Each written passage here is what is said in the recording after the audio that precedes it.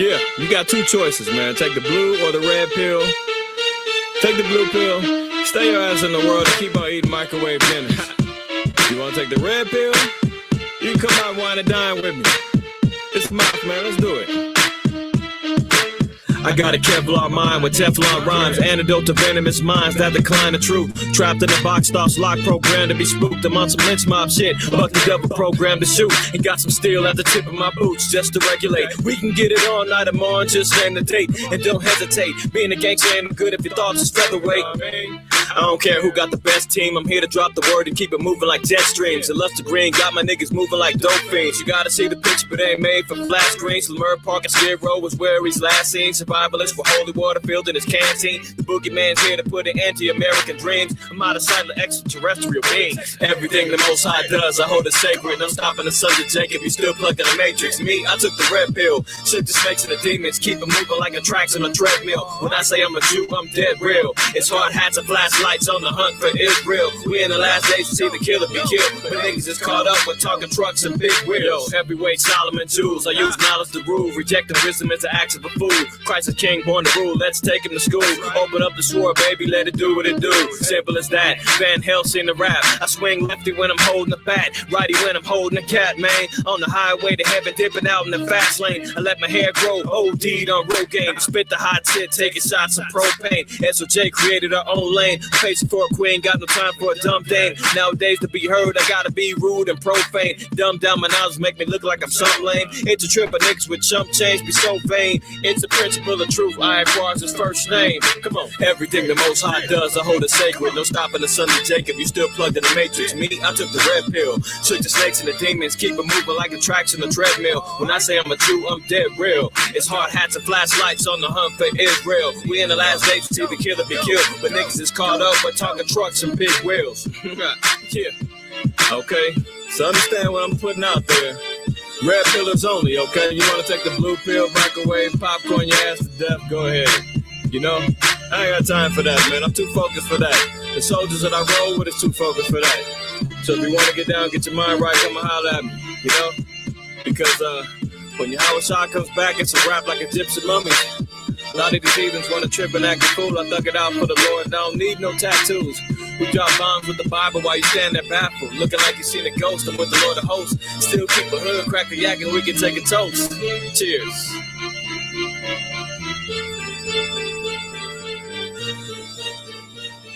Cheers, cheers, cheers, cheers. All praise, honor, glory to the Most High. Yahushua, it's your brother Ahmath. IQAhmath, first name. IQ is all the same. Shabbat shalom to my family that's in the house, man. Welcome back to another episode of DSTM. Don't shoot the messenger. Listen, man, I want to salute all the saints that's in here that's been supporting. All praise to the Most High. Appreciate all of y'all. Hold on, let me hide that. Let's get right to it. Like, look. Hadessa, that's your brother. I told you when I seen you at the new moon. You gotta be listen to me at the beginning. That's some old some old archive stuff. All right, all praise to the Most High. Negative, my sister. Negative, my sister. That's me. When I laid that, Mac was probably like 3 or 4 years old. I did that. That was probably 2006. Yeah. Mac was in first grade or something like that. We laid the pathway for him to do what he's doing. All praise to the Most High. Mac is super talented. Shout out to my brother. But nonetheless, I'm gonna give all praise, honor, glory to the Most High. Here we go. All right. You said the video is Granny. Is it Granny for anybody else?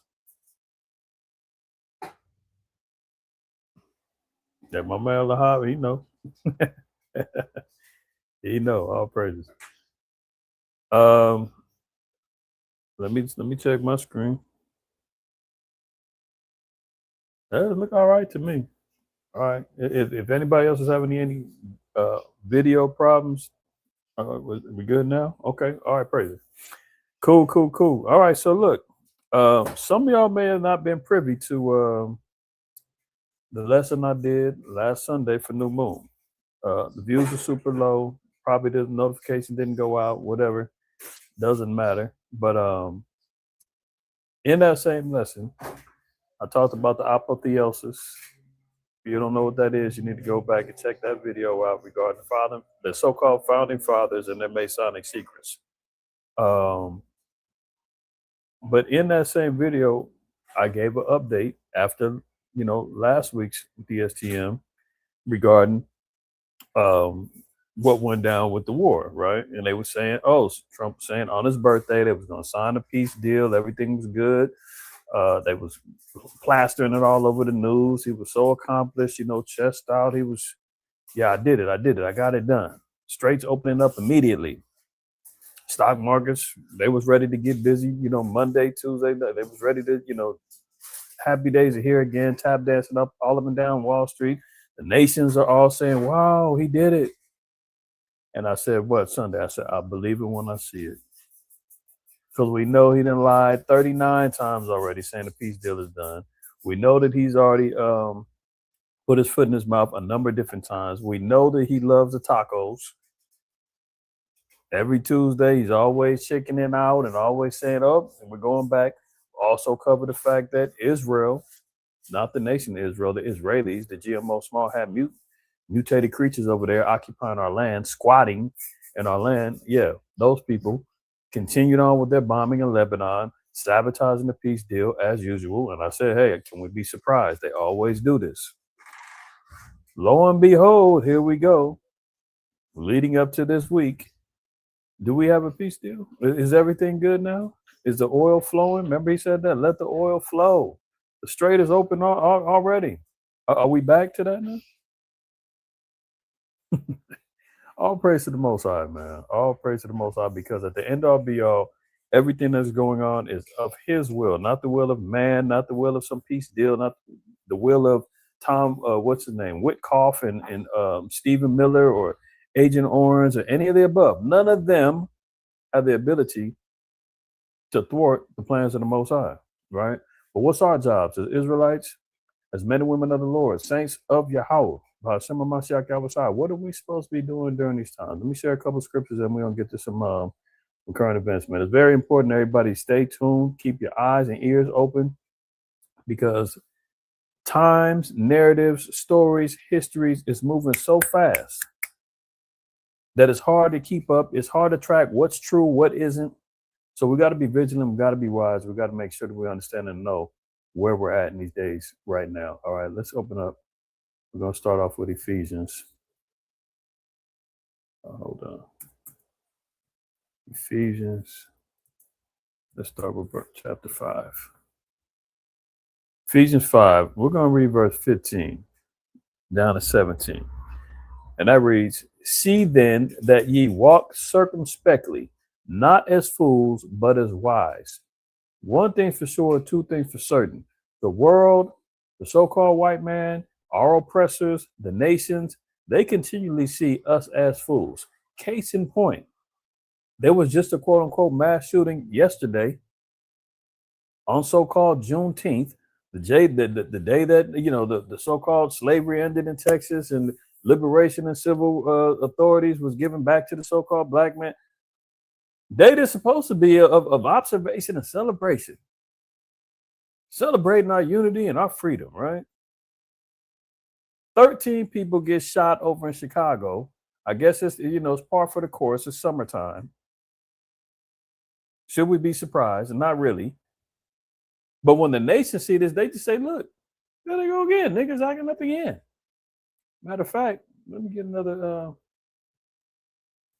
one more precept on that.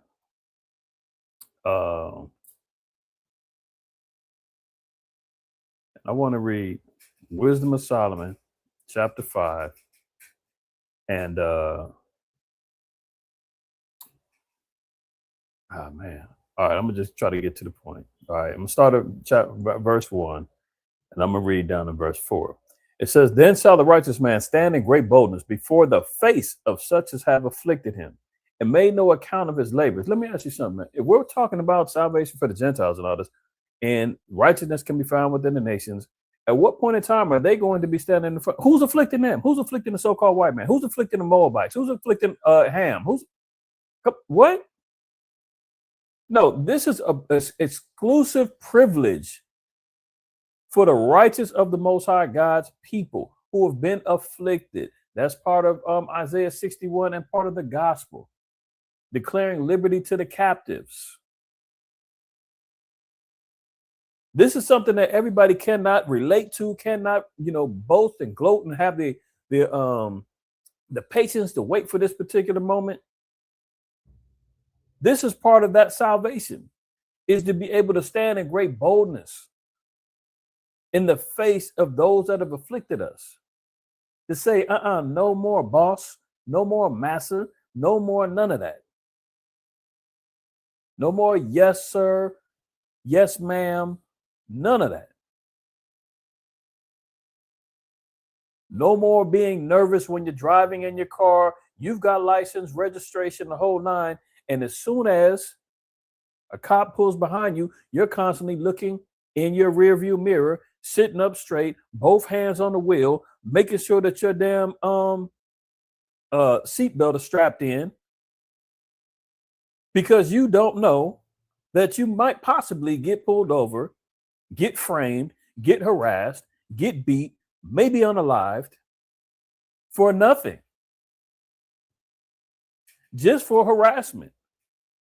So the days that those fearful times and moments and precautionary moments that we always have to, do, everything could be legit and you still are nervous. The Lord said the day is going to come when you can stand in the face of all them that afflict you and say, man, how about Hashem Messiah is on my side. Vengeance is his, right? We're going to see the downfall of our enemies. You'll be able to stand up in that moment, Lord willing. Now it says we're going to stand in great boldness before the face of such as afflicted him and made no account of his labors. We proudly continually want to be acknowledged for the things that we bring to the table, for the inventions, for the justices that we done. Look, there was two brothers, man, that just stopped a quote unquote mass shooting in a supermarket in Las Vegas, and they've yet to still receive any sort of national accolades. Local news only. Move on. Two brothers, man, took down a deranged, Lil 10 tribe cat, man, that had a jealous rage over his wife. Went in there and shot her, and I think the dude, if I can remember the story right, shot the dude she was with, and then proceeded to look to the rest of the store. And the brother jumped in and said, hey, man, my kids and my family said, I got to do something. Brother ran over and rushed him, and another brother jumped in, man. They put the beats on him until the police came. Are their labors being accounted for? Or are they too busy glorifying and talking about, oh, Chicago, the other mass shooting, 13 niggas got shot? Oh, yeah, the zombie apocalypse over there in Philly. We're constantly seeing everything bad that our people are doing, right? As soon as we get this talking about, hey, we built this country. Hey, what about slavery? What about oppression? What about dogs, lynching, hangings, burning? Oh, leave that in the past. You guys can't keep dwelling on that. Oh, we can't keep talking about, look, Benjamin Banneker created the whole blueprint for Washington, D.C., the Pentagon, the White House. All of those things, right? Black man. Same one that created the invention for the stoplight, where everybody's utilizing that right now. Does he get the glory that he should be receiving? No. But Trump can go expand on and get a ballroom. He's getting glorified over that $300 million to get the ballroom done, setting up bread and circuses of MMA matches on the lawn and all that. But that wouldn't even been in existence. They wouldn't have been able to do any of that if it wasn't for a black man. But the labors aren't accounted for. All the homeopathic and natural medicines that the Native Americans and Hispanics and so-called black folks came up with. Now there's this big old movement and everybody wants to be all homeopathic and naturalist and herbalist, and that all came from us. But what do? Wrap it up, seal it up in a package, put a patent on it. Oh, nature's way, owned by the white man, owned by the... You dig what I'm saying? Make no accounts of our labors. Continuing on, it says, when they see it, they shall be troubled with fear and shall be amazed at the strangeness of his salvation, so far beyond all that they look for. Look, how strange can it be to say, you know what, salvation is only for blacks, Native Americans, and Hispanics? Christians are fighting tooth and nail to say, no, that's amazing, that's strange, that can't be it. Not my God, not my Jesus, not the one that loves everybody, not the one who came and died for the world. That can't be. That's too strange. No, yeah, you're definitely going to be troubled with terrible fear when that becomes the truth. That's what makes this so special. That's what makes this so different. Is that the knowledge and the wisdom and the understanding of salvation that comes biblically, that's been revealed to the men of Israel and to the women of Israel and to the children of Israel, blacks, Native Americans, and Hispanics, man. Yeah, it does sound strange. What about the white man? What about them? Well, there's roles for them, but they dang sure ain't getting the salvation that's been promised to the children of Israel. When they see it, they're going to be troubled with terrible fear, so far beyond all they look for. Yeah, so far beyond, because what were they looking for? White man floating down with turtle doves saying, stop fighting, everyone, let's get along, everyone, I love you, come to me, we're going to go to heaven. That's what white slave Christianity is going to teach you. And now they modernize it a little bit. They got the little youth preachers out there now with the little tight, skinny jeans on and, trying to be hip and got their little microphones, clipped to their ear and they want to try to relate a little bit more. You understand what I'm saying? So far beyond what they was looking for. They was looking for everybody holding hands and, you know what, the devil being bound and persecuted for 1,000. That they have no idea what's coming. Verse 3, and they repenting and groaning for anguish of spirit shall say within themselves, this was he whom we had sometimes in derision and a proverb of reproach. What? Them spicks?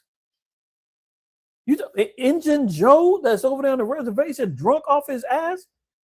Pardon me, this ain't Friday Night Lights, but ass is in the Bible. He's the one? They're the one? LaTanya, single mama with 5 kids, who's been struggling all her life, when she repented and all of a sudden she started to wear fringes, got her kids in the law.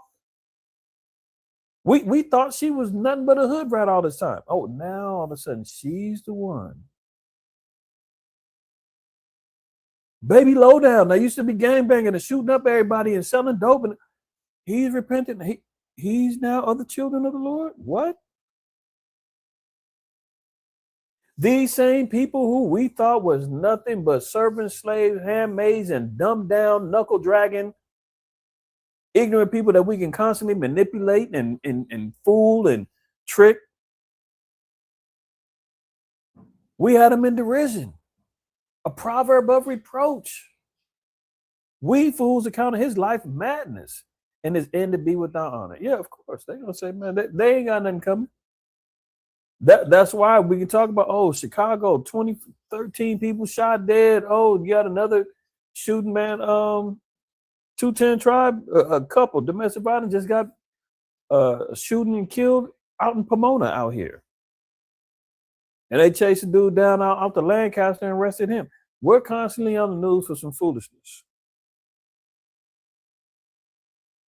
They're gonna say, how are they?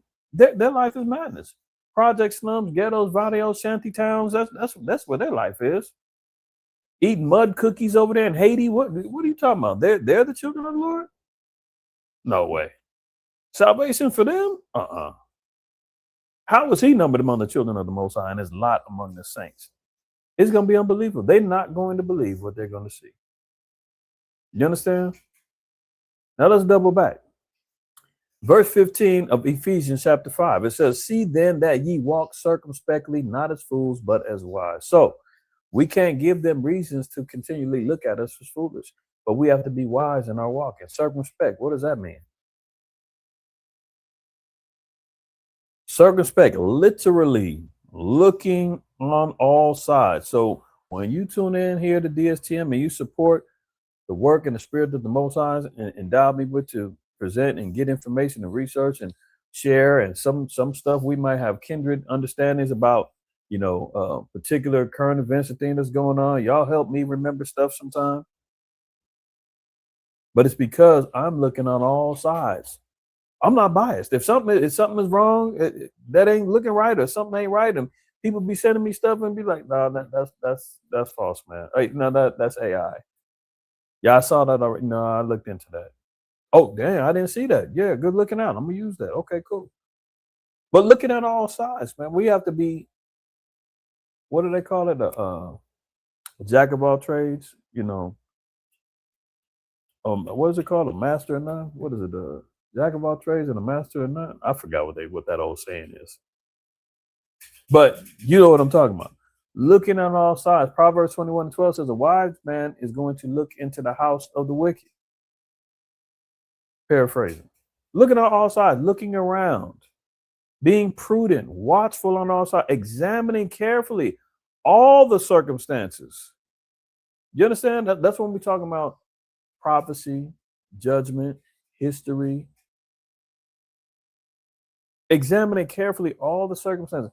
What are the variables that we're facing right now as a people, man? As a watchman that the Lord has employed wisdom and understanding to the men of the most, we're supposed to be looking into things so that we can safeguard our people. So you can safeguard your household. You can safeguard yourself if you're single. Carefully examining all the circumstances that may affect the determination. Do you understand that? How it could affect things moving forward. I know some of our people say, man, that ain't my thing. Man, current event, I don't like looking at that. Everything's just so dark. Everything's just so bad news. Everything, I don't like that. I like to be happy. I need to be in a happy place. Listen, man, the times ain't happy. I'm sorry to spoil it for you.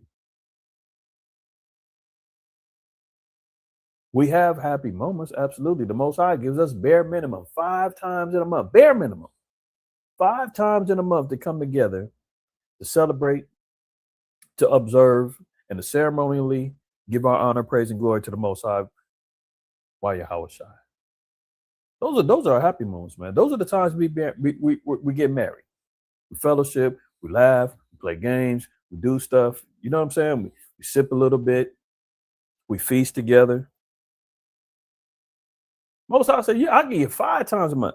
Where else can you do that in the world? I mean, well, obviously in the world, man. If you're a damn party animal or drunk or whatever, you going to the bar every other week or every other day, I should say. You're in the club every week. I mean, really, who's still going to clubs? Maybe I'm completely out of touch, man. But I mean, seriously. Everything going on in the world, if the damn Negro and Hispanic man got time to go to the damn club, man, you deserve that club blow up. Like, seriously. Where is our people's minds at? So, yeah, it's not all good, but the Most High gives us breaks in between plays so that we can recoup, recover, restore. You're going to get 4 Sabbaths a month and a new moon. That's 5 times minimum a month. Add those in when we have a Passover, that's 7 days. Add that in when you got dedication to 8 days within that same month. Add that in when you got Feast of Tabernacles. The Most High doesn't neglect our people being able to have some fun and turn up and enjoy each other's company. Because he knows. Yeah, rough times ahead. But at the same time, you're going to have opportunities to recharge, reconvene, give him his praise, honor, and glory, and have some fun. So it says, be cautious. prudent, watchful on all sides, examining carefully all the circumstances that may affect the determination or a measure to be adopted. When you got to adjust, when you have to measure out, when you have to adopt or take on a different role in order to maintain, right? So these are the things that the Lord said we have to do. Being circumspect, watching on all sides, being mindful of circumstances, being able to adopt based upon those circumstances, not being fools, but as wise, redeeming the time because what? The days are evil. Sorry to break the news. Redeeming the time. And you have to take back the time. You have to be cautious with your time. You got to be wise with your time. Wherefore, be ye not unwise, but understanding what the will of the Lord is. So the more that we understand the will of the Most High, the less that we fight trying to, well, why, God, why? Sometimes it just is what it is. You got to allow the Most High to operate. But understanding what the will of the Most High, what the will of the Lord is. How do we receive understanding? Let's look at Psalms 111 and 10. Psalms 111 and 10. The fear of Yahweh is the beginning of wisdom. A good understanding have all they that do his commandments. So if you want to understand what the will of the Lord is, the Lord said, well, you got to first of all apply these commandments in your life. You got to actually do the will of the Most High. You have to live, learn, and apply these words. Look, the time is being exposed now where the Most High is still sifting, still looking for that good fruit, still looking for the plenteous fruit that's ready to be replanted to get some more based upon the spirit of Pentecost, right? The time of the Israelites has been out there, man, looking for it as a place to convene, another place of a get together and hang out, a social group, with a little backing. This ain't some new Black Power movement. The people that come in with wrong understandings about what they're walking into, what they've been enlightened to, they're going to get weeded out.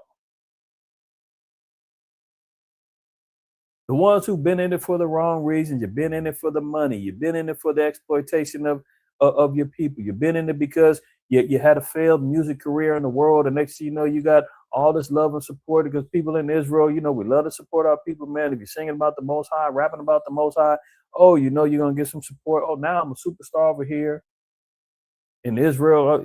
And then when that runs dry, you start blaming the community. Oh, they don't support, man. Israel's haters. Oh, I'm out of here. But you was in it for the wrong reason from the beginning. You're in it for the clout. You want the views. You want the adoration. You want the followers. You want that's not it. The fear of the Lord is the beginning of wisdom. A good understanding have all they that do his commandments. His praise endure forever. So the understanding is only going to come via keeping the commandments of the Most High. Now he said, you got to understand what the will of the Lord is. So all this madness has been going on in the world that we're seeing, oh, Trump, we got the peace deal. Oh, yeah. No. He doesn't understand what the will of the Lord is. The Lord already said, look, I've already shot the arrow. Who's going to turn it back? I've already set forth the plague. Who's going to try to cure it all? No, it's not happening. The wheel is in motion. The avalanche is already rolling down the hill. It's getting bigger and bigger. And as much as the so-called white man says, it's not that big. Look how far away you are. It looks bigger than it is. It's so close, but I got it under control. Don't worry. No, you don't have nothing under control. The Most High has everything under control, and it's his will. As hard and rough as it's going to be, each day that we continue on moving towards our end goal, which is the kingdom of heaven, it's not going to be no cakewalk, y'all. It is not.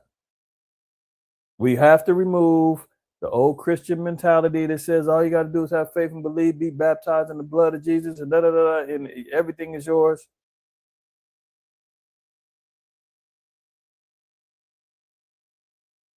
That's out. We're talking about Jacob's trouble. You're talking about affliction, oppression. You're talking about things that's going to be challenging. What's the old saying? Anything that's worth having is worth fighting for. Like, look, it all depends. How bad do we want the kingdom? How bad do we want to be the ones that stand in the face of our enemy, all those who have afflicted us, and throw up giant middle fingers and say, yeah, we did it. Sword, please. You're out of here. It's our turn. That don't come easy. You've been struggling with depression and anxiety and health issues and all that. How bad do you want it to say, I want to be relieved of all of these things? No more tears. No more sunken place. No more afflictions in the body. No more strife with my brother and my sister. Now, how bad do we really want those goals to be accomplished? We're only going to get it that way. The striving and the mastery for, brotherhood and sisterhood, man, and total unification in our nation, that takes work. That ain't just going to come by you putting up a damn picture of Caesar Borgia in your house and lighting candles with Mary on there and posting around. And it don't come that way. So that's what we're facing. Let me get a couple more. Let's look at Job 28. Job 28, verse 28. And unto man, he said, behold, the fear of the Lord, that is wisdom. So again, here we go. A lot of our people don't fear the Most High enough. And then you wonder why they're out here making foolish and careless decisions out there in their life. They're not backing it up with the fear of the Most High. Certain doctrines out there delete the fear of the Most High, and that's satanic. How can I say that? Because in Genesis 3, what was the thing that Satan did when he told Eve? When Eve said they couldn't eat of the tree of the knowledge of good and evil or will die, what did Satan do? He said, what? No, you can eat of surely you can eat of the tree of the knowledge of good and evil. You won't die. He removed the judgment of the Most High. So anytime an individual tells you, let's get that real quick. See this?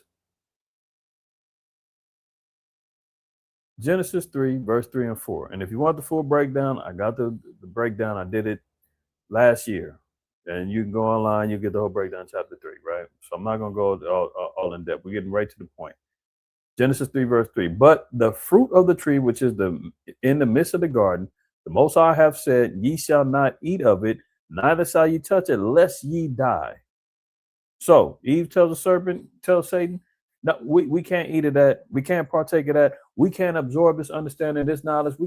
We're going to die if we do that. We're only supposed to know good. What did Satan say? And the serpent said unto the woman, ye shall not surely die. What? You're not going to die. What does Christianity say? We ain't got to keep those laws. We're under the grace of mercy. You keep the two greatest commandments. No man is perfect. What? You trying to tell me if I eat this pork, I'm going to die? I'm under the grace of God. You trying to tell me if I work on the Sabbath? Hey, the Sabbath was made for man, not vice versa. There's Israelites that teach that you can utilize the Sabbath for your service, for the service of man, to do what you need to do. What's the difference in telling the Christian man, hey, don't go out there and get your car washed? No, you can't go get your hair done, sis, on that day. Well, the Sabbath was made for man. This is my time. No, it's the Lord's time. Where you get that from? And that's what ends up happening. That's satanic and a heresy. When you remove the judgment of the Most High so that you can go out there and do what you want to do. There's Israelites that teach that too. Oh, that man, hey, look, 2/3 of Israel gonna come back in the kingdom. So what's stopping them from sinning then? If they figure I'm gonna be back anyway, I'm still gonna get the kingdom. Why keep the commandments now? I'm not gonna die. I'm gonna continue living forever. I'll be back. No, that's what happens. And you remove the fear of the Most High. Then you wonder why all these scandals and all this foolishness goes on in our nation, because wisdom isn't being applied. And why is no wisdom being applied? Because the fear of the Lord takes a back seat to what man wants to do, what woman wants to do. Oh, I'm sick and tired of my husband. I want a divorce. I want to build a divorce. I want to separate. Then you separate, then you go up and go find another man.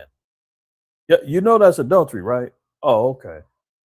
You ain't got no damn bill of divorce. You only got separated because y'all are arguing too damn much because over finances. That does not give you the liberty to go out there and get another man and go get remarried, and now you done committed adultery.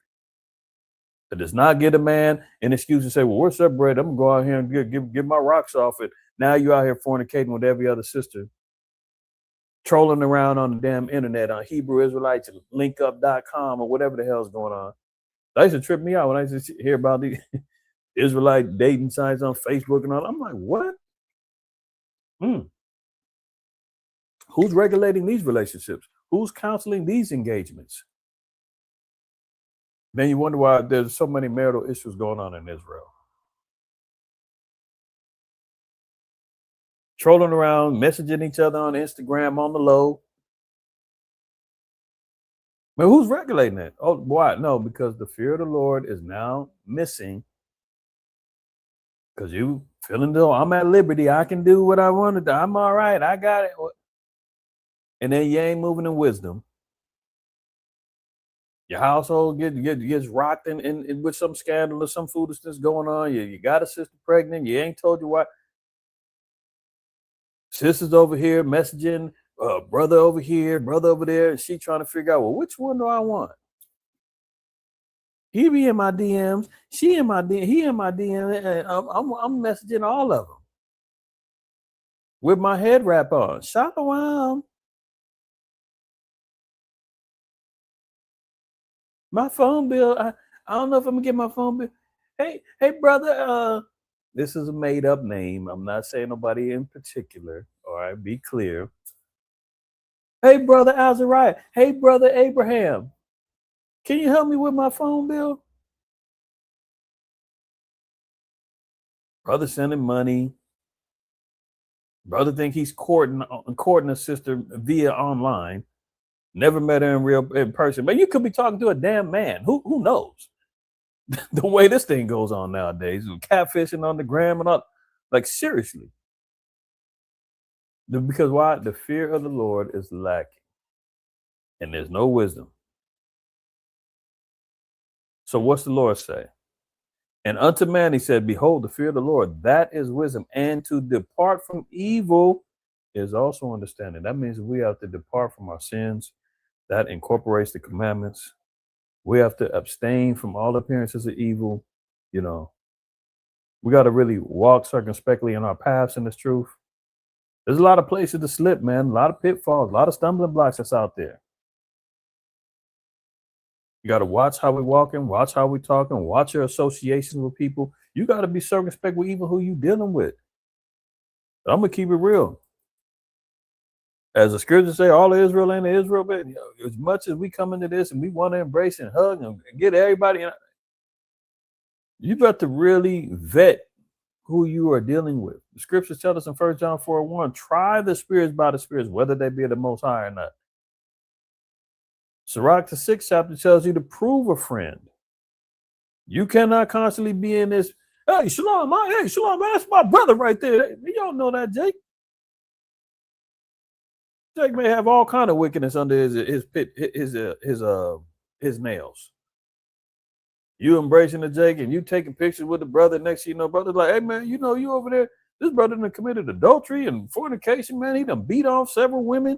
We done booted him out the community. And you like, what? Oh, the brother just hit me up on Instagram and said he wanted to come to our school. I didn't know. Like, it's all kind of madness that goes on. You got to vet who you're dealing with. Let alone there's agents within the nation already. They're snooping around, supplanting minds.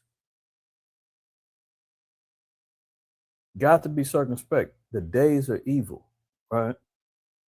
Let's get a couple more and then we'll get to these current events. If I'm making sense, man, and y'all feel where I'm coming from, Throw a 7 in the chat. Let me know that I ain't talking to myself. Hello? Are you there? Colossians 4, verse 5. Walk in wisdom toward them that are without. So what's the Most High telling us? That we have to walk wisely in our steps. When you're dealing with those that are without wisdom. Why? Because we got to be examples to the flock. You got to show your people the right way to go. You know, you never know where you can actually turn their minds into thinking more righteously, more wise. They may say, man, you know what? I don't agree with everything, you know, the Israelites be saying, man, but them brothers do be making some good points. Them brothers do be walking. Them sisters do be carrying themselves in an upright fashion, in a modest, in a humble fashion.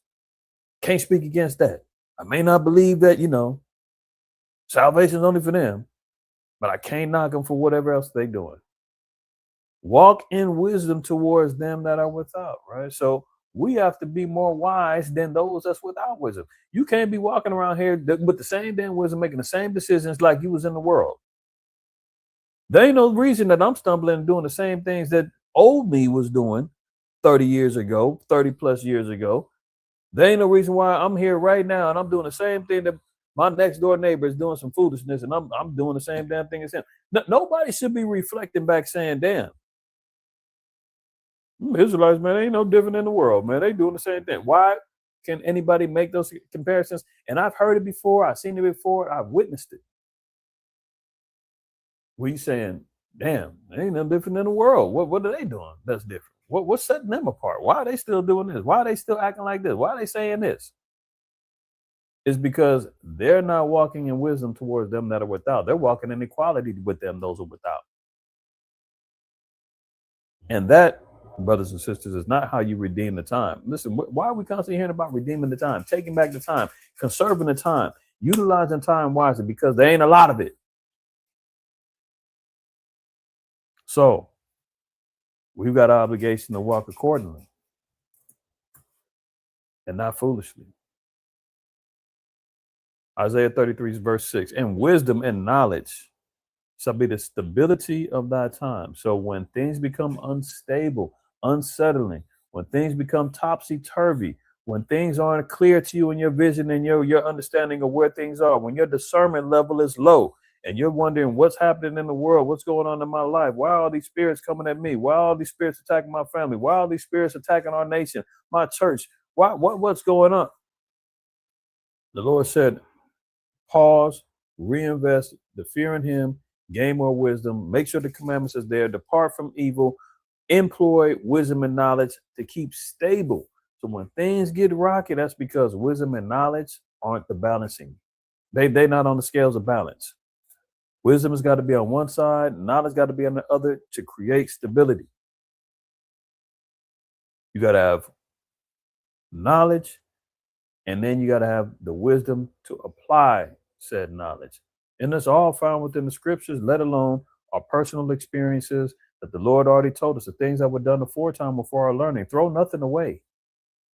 The good, the bad times, your stumbles, your falls, use all of that to create a better you in this truth.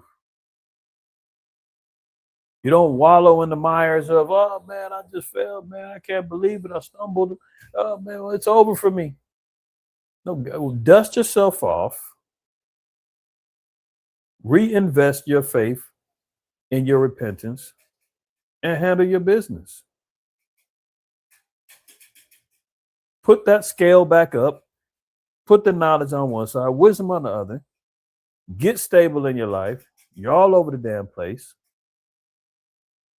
Can't hold on a job. Your marriage is in shambles. Your kids is all over the damn place. You don't want no structure. You don't want no order. So I'm not camping. I ain't dealing with them camps and all that. Okay. Keep going the way you're going and see how far that takes you.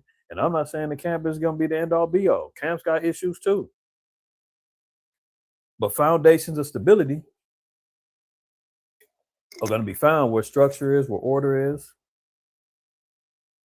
where there's a semblance of structure. Then you're going to be like, oh, okay, this helped me out. I'm getting a little bit more stable, man. Things was rocky. You riding on 3 flats.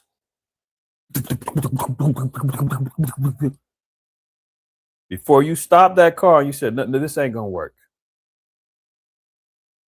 Let me get out my fix-a-flat, jack up my car. I'm going to put some in one. I'm going to put a little bit more in the other. I'm going to put a little bit more in the other. That might get me to where I can get to a full service station and get some air in my tires, where I can replace these tires. I can do what I need to do.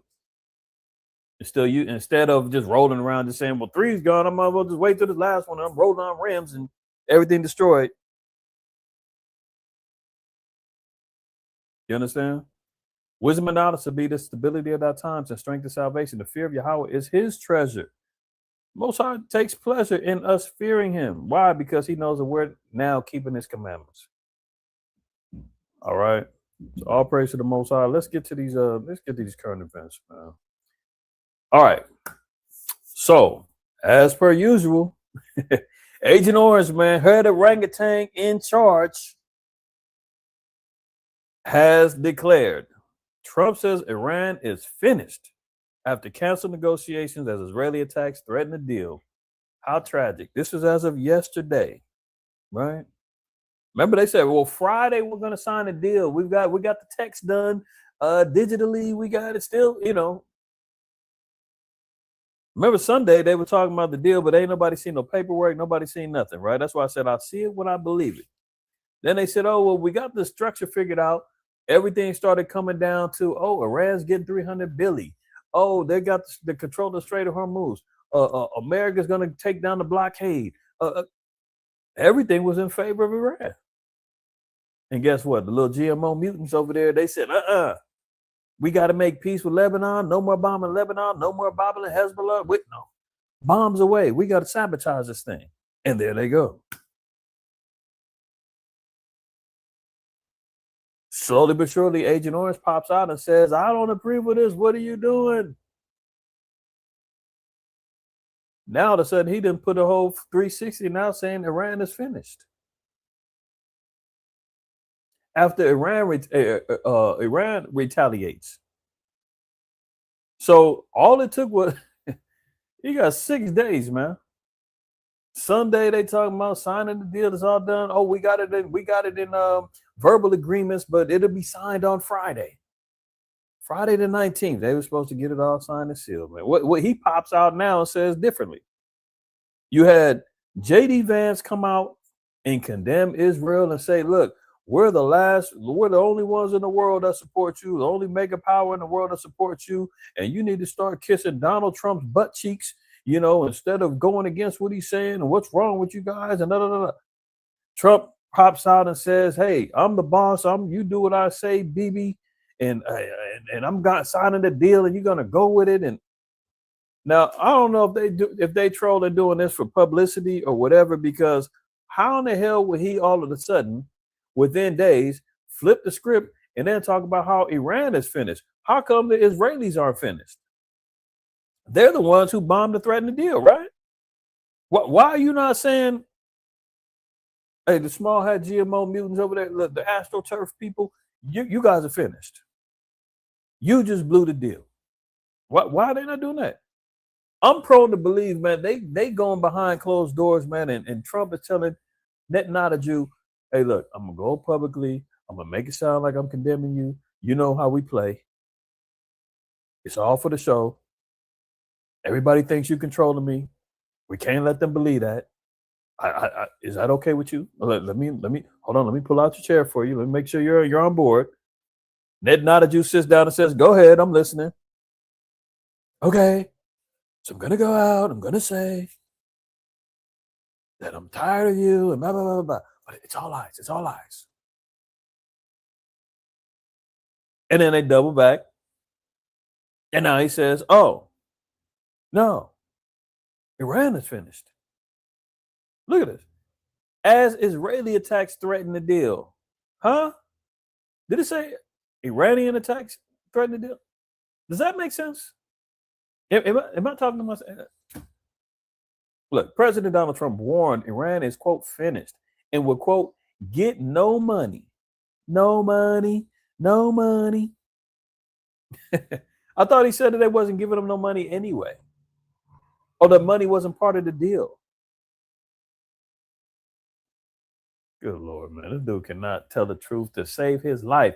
Continuing on, out of the newly signed deal with the U.S., after the two sides canceled a meeting set for Friday in Switzerland, as the agreement appears fragile less than 48 hours after it was signed. How fast is that? Look, Christ even told us the times will be cut short for the elect's sake. Then he says what? And mind you, it wasn't even no damn peace deal. They was running the headlines. Peace deal done. The war is over. Yay! After whatever 100 some odd days. And meanwhile, it was never a peace deal. It was a quote ceasefire for 60 days so that they can talk more on the particulars about the depleted uranium and the nuclear capabilities that Iran would have or not have. So all it was a deal to extend for 60 more days. But he runs out there on his birthday and, oh, guess what? I got the deal finished and let's play. Get and that damn WrestleMania. I'm looking, brother said WrestleMania. Absolutely. UFC match that they had at the damn White House, they said was flooded with damn bugs, and the rednecks was over there fighting each other and all of that. In the crowd, it was a damn show, as they call it.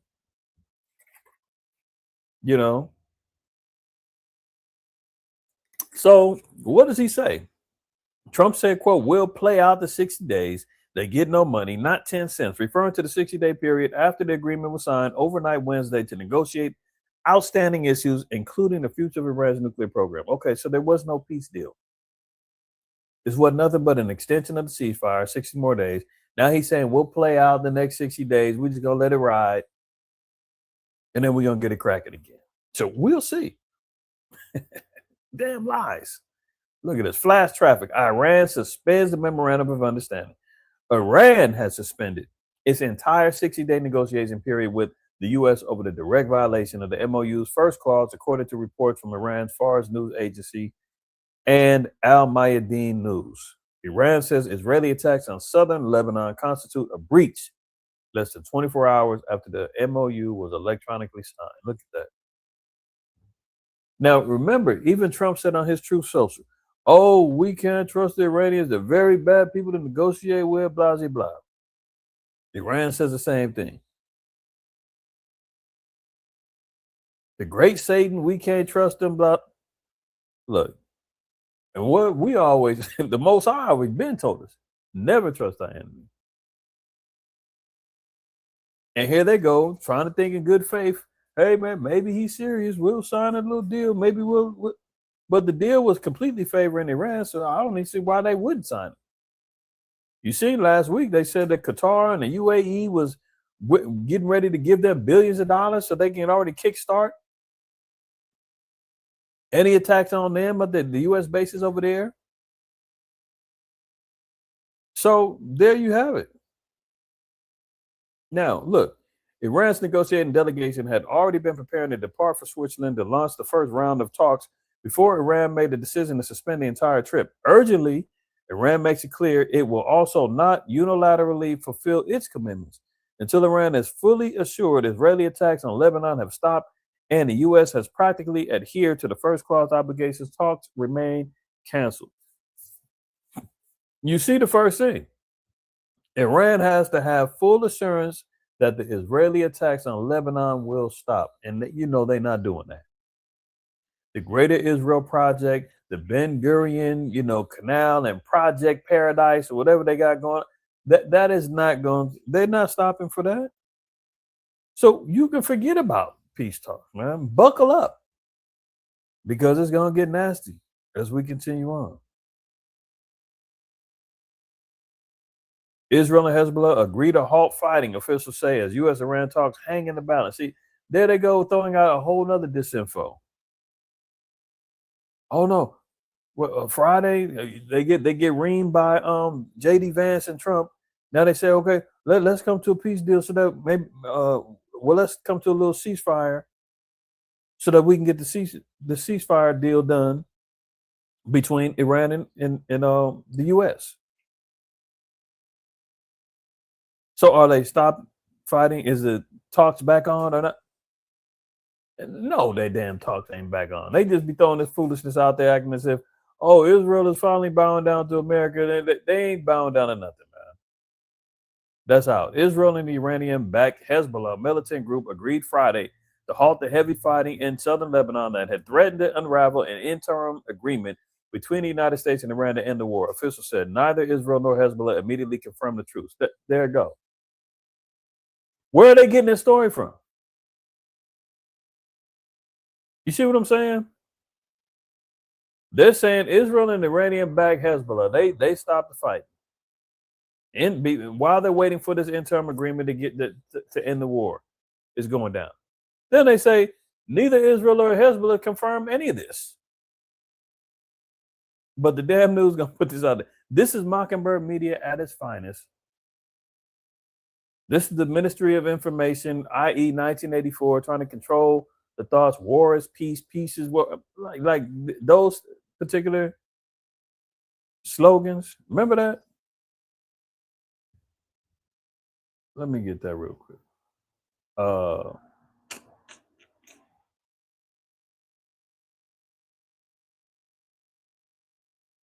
1984, Ministry of Truth. War is peace.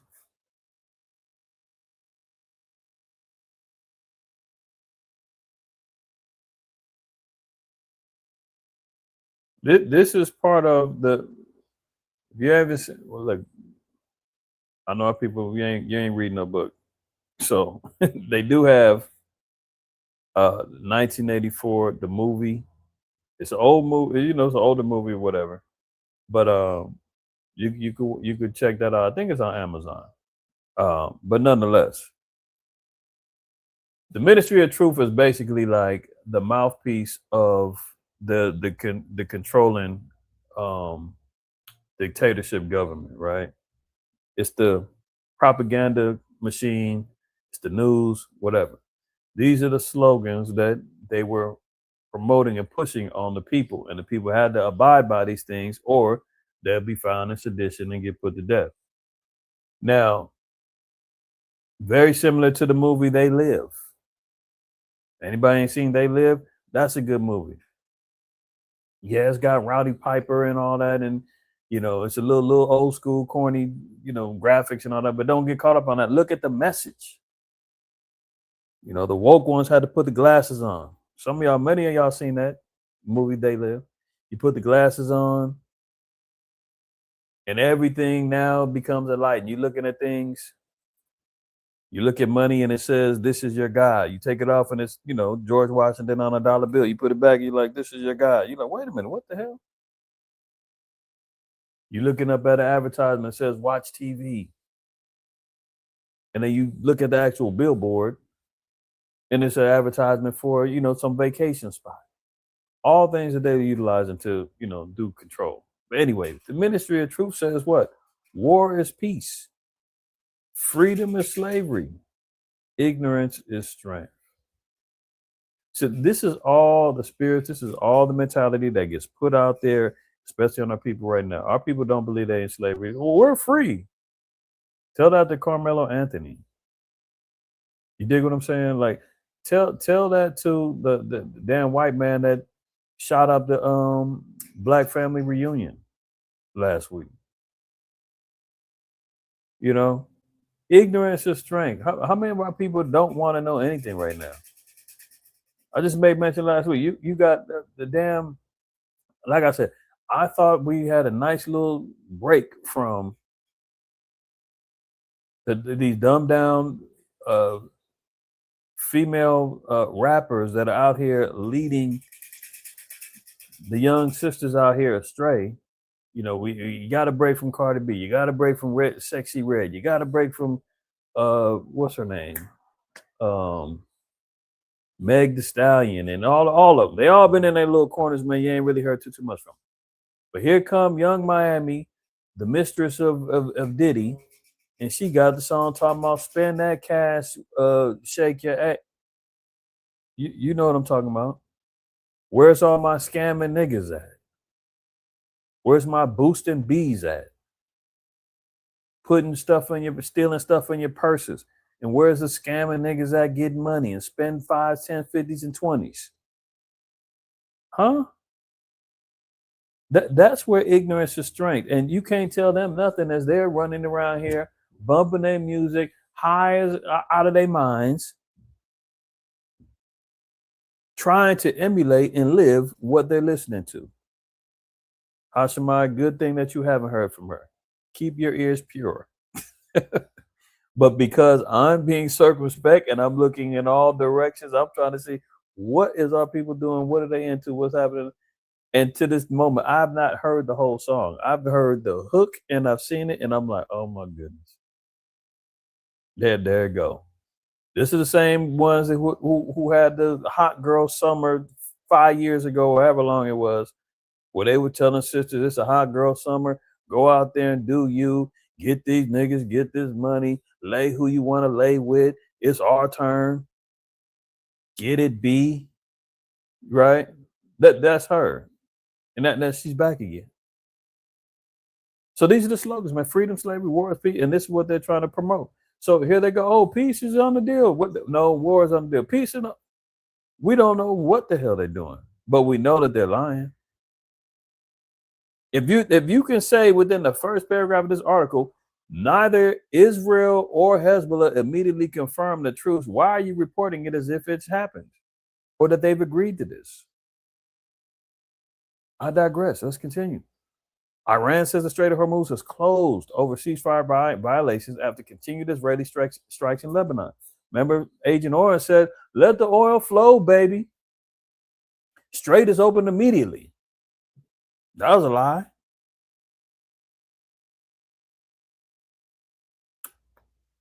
So what do we see? Iran, the IRGC got full control of the strait again. Expect the the gas prices to boost back up again. Expect the food prices to stay where they're at and accelerate. Expect the increased famine. At least, quote unquote, for another 60 days, according to Agent Orange. But he's already said they're finished. We're just going to play out these 60 days and then let the chips fall where they may. And over them 60 days, you're going to see the small hats going to act a fool. I would not be surprised if they do,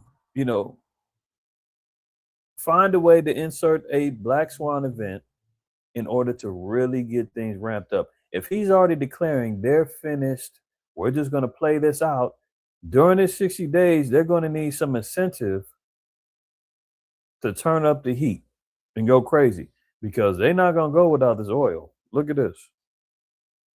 We're talking about $500, $600, $700 million a day. It's a lot of money, a lot of money. That's why the world is okay. It's liquid, it's fine. Also, we run out of reserves in about 4 weeks. There are reserves all over the world. And did you hear that? Hold on. Agent Orange said we'll run out of reserves in 4 weeks.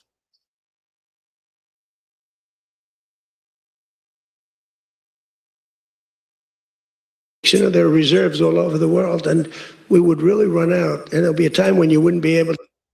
Let me back this up a little bit. My bad.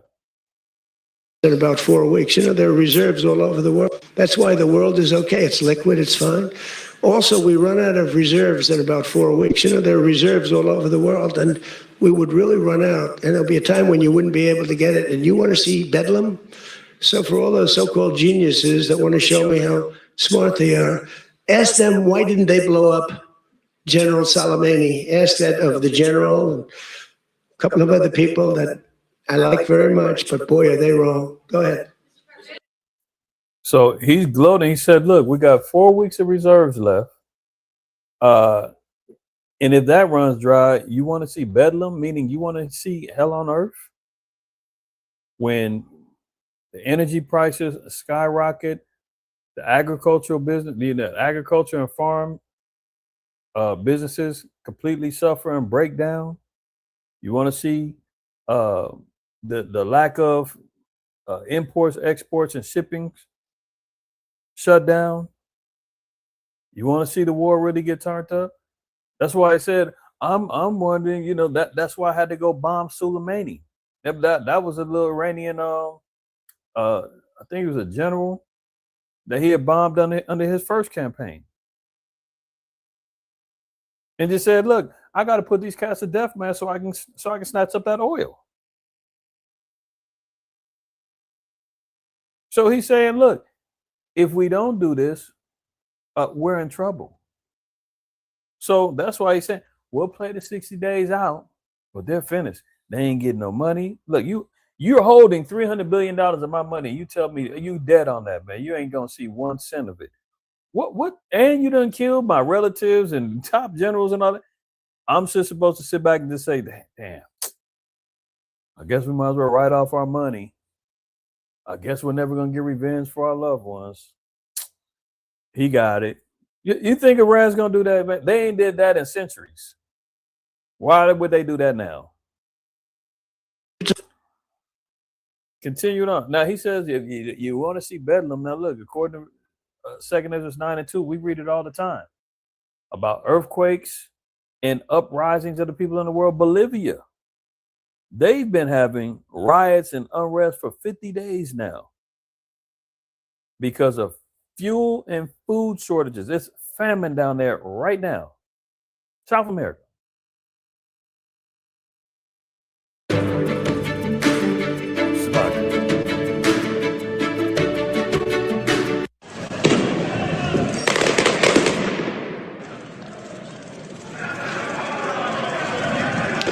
Mind you, Agent Orange just said, if you really want to see Bedlam, see what happens when you don't have no oil.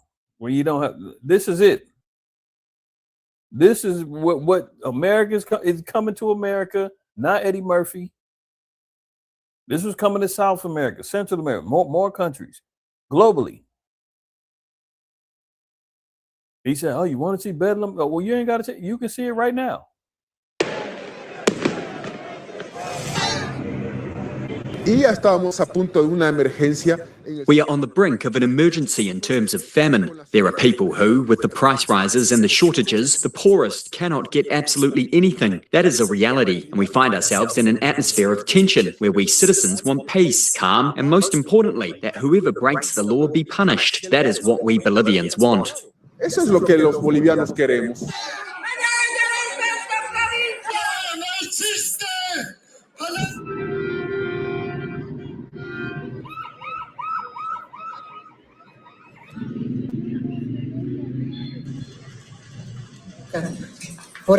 I haven't opened for over a month and a half. I haven't opened on Saturdays or Sundays. I had 9 employees under my care. Unfortunately, I had to tell them to take a break. What am I going to sell? There's no meat, it's expensive, and there's no chicken. There aren't any ingredients either to vary with other dishes. Nothing. So do you hear that? The sister said her restaurant has been shut down for over a month. There's no meat. There's no ingredients to mix up a little, some other little dish to get something else to sell. She can't hire her employees, told them to take a break. The food that is there is too expensive. See, that's why I always make mention. Not only will there be a literal famine where there's a scarcity of food, but because food is so scarce, the food that is there, the food that is available is going to be too expensive for you, me, and anybody else to get this money. You understand? That's what's coming down the pipeline. 2 Ezra 16 covers up much of this. Yahweh told us there's going to be famines and pestilences in these last days, but he said, but that's not the end. He said these things must come to pass. That's where the fear of the Lord comes in, because it's like, man, that's not even scraping the surface. Like that you would think this is it. Look, he told us, but the end is not yet. Let's get that real quick. Matthew 24. Verse 6, and ye shall hear of wars and rumors of wars. See that ye be not troubled. So we're at that stage right now, right? That seal's been broken open. We're seeing the rumors of wars, man. The rider on the red horse, he's coming through, seeking death and destruction. For all these things must come to pass, but the end is not yet. It said all these things, they got to come to pass, but it's not over yet. For nation shall rise against nation and kingdom against kingdom, and there shall be famines and pestilences and earthquakes in diverse places. All these are the beginning. No, the end. No, the beginning of sorrows. Interesting. Look at this. A growing number of foreign leaders have had it with Trump. Get in line. Get in line. But that goes along with, as we've been covering, Jeremiah 50, Jeremiah 51, Obadiah in the first chapter, Revelation 17, Revelation 18, Revelation 16, all of the prophetic scriptures regarding the daughter of Babylon accumulating enemies. Those are the 10 horns. Those that were in league with them are all going to turn on them. Thank the Most High for Donald J. Trump, man, because he's fulfilling these prophecies. Even if it doesn't all go down under his watch, he's already created the climate that would allow those prophecies to be fulfilled, that America now becomes enemy number one of the world. And the men of Israel who's been prophesying and talking about the downfall of America, America's Babylon, everybody hates America, America gonna be destroyed, blah, blah, blah. Now we're being vindicated. Now we can puff our chest out a little bit and say, see, told you, now you on board. Now you get it. Growing number of foreign leaders have had it with Trump. Italian Prime Minister Giorgia Meloni could have denied Trump's claim that she begged him to take a photo together and left it at that. Instead, she went much further. She posted a video on X Friday that made a show of standing up to Trump and linked the episode to his ill treatment of allies. Yeah, he's been taking a dump on the EU and NATO for a minute now. She's the prime minister of Italy, and he said, yeah, she begged me for a picture, and she was like, what? That's a complete lie. Why would you do that? Why would you just... He's a master troll. I mean, he just says stuff just to go viral. He's possessed. Straight demon. Look at this. I can only say that it's a shame he doesn't have the same determination with the enemies of the West, with the enemies of the United States, with leaderships with which he insisted appears much more accommodating, right? It was a broadside, and not just from any leader. This is a right-wing leader that some have compared to Trump. So, he went out there and trolled her and tripped on her. Now all of the European Union leaders are getting behind her like, yeah, this dude is tripping. He was talking, it's about us. Oh, yeah, he was talking about us too, man. F America. That's the common thread. That's the common saying. Look at it. How Trump's Operation Epic Disaster turned the world against America. Oh, so when the Israelites said, oh, we're just a hate group, you don't like being here, get out. Oh, how dare you? This is insurrection type verbal speech that y'all talking about. Arrest them. Sedition. No, we're just saying what stating the obvious, man. Look in the mirror. The world is turning against America, man. This is why you see and understand the nations in particular. Jeremiah 50 and 51 going into the destruction of this place. Game changer, too soon to tell, but Ukraine flexed in striking Moscow. So it's almost like, man, Zelensky is jealous of the attention that is happening in the Middle East, and he wants to gain some more attention and get some more favor with NATO and the EU. Because wasn't it like 2 months ago, or maybe a month ago, I just had an article and he was talking about he was ready to talk peace with Putin, but he wanted to bring the EU leaders with him so they can, they can guide his speech and make sure he don't. Remember that? It was just like a month ago. He was talking about how he was ready to talk peace. He was ready to wave the white flag and bow down. But he unleashed some lethal strikes over in Moscow. Russia now says they're going to vow massive retaliation after Moscow got hit. So that war is completely backlit. Look at this. Zelensky said, if Ukraine burns, Moscow burns. Last night, he meant it. 9 miles from the Kremlin, the sky went black. And this Scripps News seems like it's a pro-Ukrainian, newscast, but you got to watch what they say in this. Watch this. The Moscow oil refinery, one of Russia's largest, supplying more than a third of the capital's fuel, burning. Russia says its air defenses downed 555 Ukrainian drones overnight, nearly 200 approaching Moscow alone. They stopped most of them, not all. 4 Moscow airports shut down, not because of weather. In the suburbs southeast of Moscow, teenagers grabbed their phones. What they posted, compiled by Russian opposition channel TV Rain, wasn't propaganda. It wasn't defiance. It was something rare in Russia right now. It was shock, awe, fear.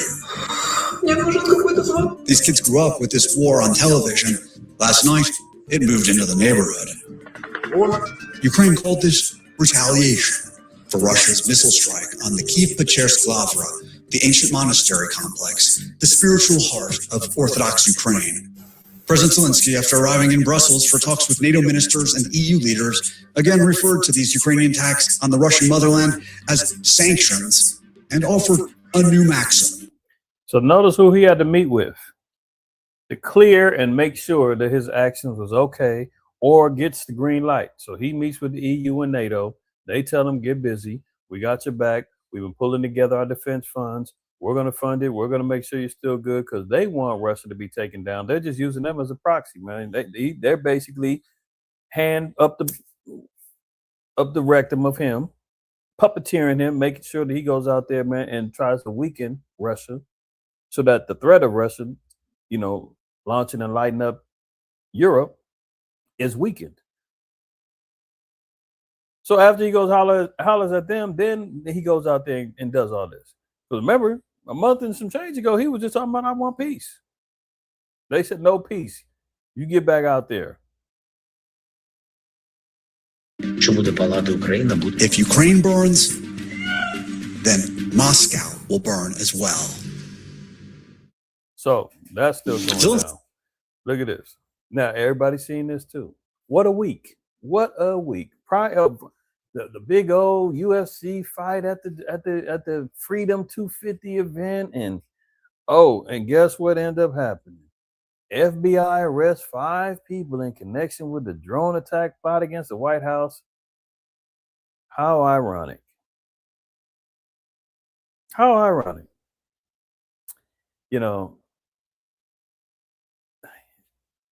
Everybody's seen this. Buy it if you want to. This is getting ridiculous, man. One thing for sure, 2 things for certain. Agent Orange, Orangutan Orange, he knew that what sealed his election what was it? 2 years ago. Damn, time is flying. Yeah, because he's in his second term. He got elected 2024. Remember that summer? He got sniped in the ear and all, and they even saying a lot of that now is unraveling, and that ain't looking too kosher either. And he done said close down a damn investigation about his assassination. Did you hear that? Did y'all hear about that? Well, after they start digging deeper and more bones is getting unturned and things ain't looking kosher about that whole situation, he says, hey, shut it down. Shut it down. That's the case closed, man. We got the guy. It's over with. I don't want to know. How would you want to? How are you trying to? Now you want to stop the investigation about somebody who tried to unalive you? This is getting wild. This is getting wild, man. So the FBI arrests 5 people, right, in connection with a drone attack plot against the White House, UFC free. Brother say he ain't see that. Okay. Hold on.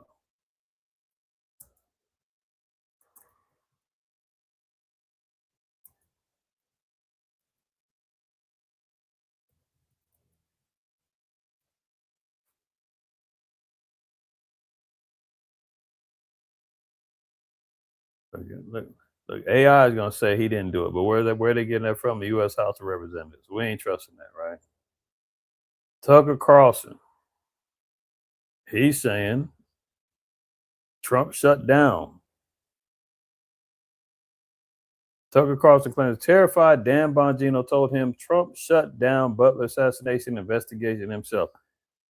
Dan Bongino was the second in command of the FBI at the time, under Kash Patel. Now, this is a quote-unquote claim. He claimed the terrified and hysterical Dan Bongino told him President Donald Trump was the one who shut down an investigation into an assassination attempt in Butler, Pennsylvania, a notion Bongino is already denying. This is the same guy, man. Him and Kash Patel was going crazy before they got elected and got appointed to the FBI, heads of FBI. They said that, oh, Epstein files, we're going to expose all this, blah, blah, blah, blah, blah. Oh, we're on this guy. And when we get in there, we're going to drain the swamp. And then as soon as they get in there, they have a press conference with them sitting on each other's laps talking about, oh, yeah, Epstein, yeah, he committed suicide. His case closed. We saw the video. Everything is out the picture now. Let's leave it alone. And everybody's looking like, what? You guys said that you're going to do a deep investigation. You're going to expose everything. You wasn't saying that before y'all got in them seats. Now all of a sudden it's, Epstein was clean. Huh? Now Tucker Carlson talking about conversation you done had with Dan Bongino, and Bongino like, yeah, man, Trump shut that down. Now he goes public with it. Bongino, I didn't say that. No. These guys are playing games. Okay, so look, you had this so-called alleged, UFC attack that was going to hit the place with drones and draw people out to another destination where they was going to light people up with their guns and all that other stuff, right? So soon as this goes down, you don't get a press conference statement from the Department of Homeland Security. You get an official statement coming from Kash Patel, the director of the FBI.